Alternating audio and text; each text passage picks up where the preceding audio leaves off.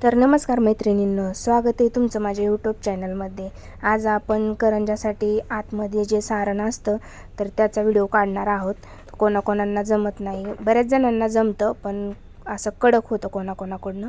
आता मी इथे 2-3 चमचे तूप टाकलेलं होतं कढईमध्ये, त्यामध्ये मी इथे 1 वाटी रवा टाकलेला आहे। तो असा मस्त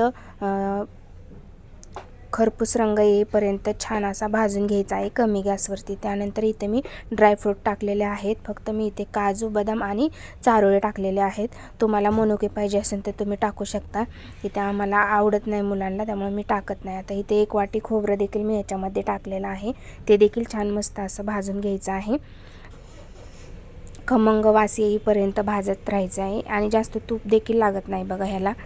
आता इथे आपलं छान असं मस्त भाजून तयार आहे बघा हे सारण। तर त्यामध्ये मी इथे खारीक टाकलेली आहे 1 वाटी, ते पण मी मिक्सरमधून बारीक करून टाकलेले आहे। आणि खोबरं तुम्ही खिसून टाका किंवा मिक्सरमधून बारीक करून टाका, पण सुकं खोबरं टाकायचं।